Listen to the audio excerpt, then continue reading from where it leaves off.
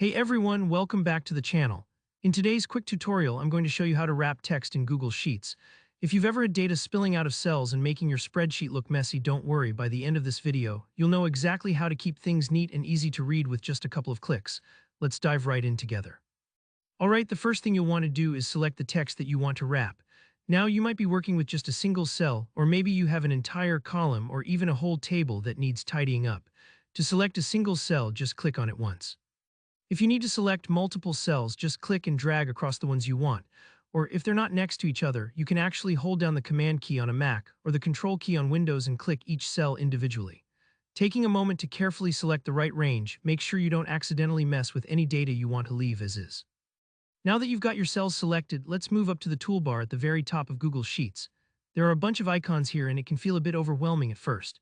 You're looking for the text wrapping icon. It kind of looks like a small rectangle with an arrow bending around the edge of it, almost like a tiny word wrap text box.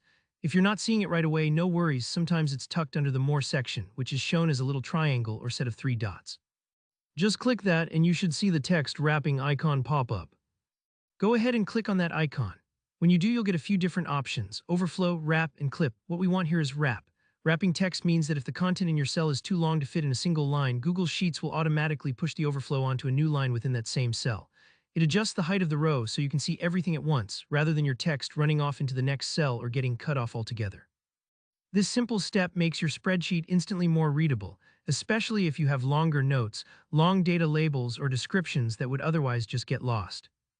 I'll pause here for a second. If you don't see any change right away, don't worry. Sometimes you might need to adjust the height of the row manually just by dragging the little line at the edge of the row numbers on the left.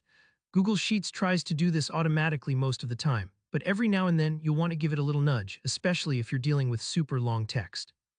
And that's it, your text is now wrapped inside the cells you selected. This small tweak can make a huge difference in how your sheet looks and how easy your information is to scan and understand.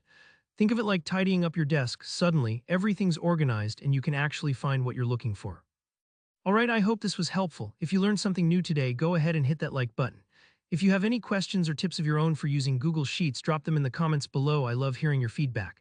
And if you want more simple, clear tutorials just like this, don't forget to subscribe and ring that notification bell so you never miss an update. Thanks for watching, and I'll catch you in the next one.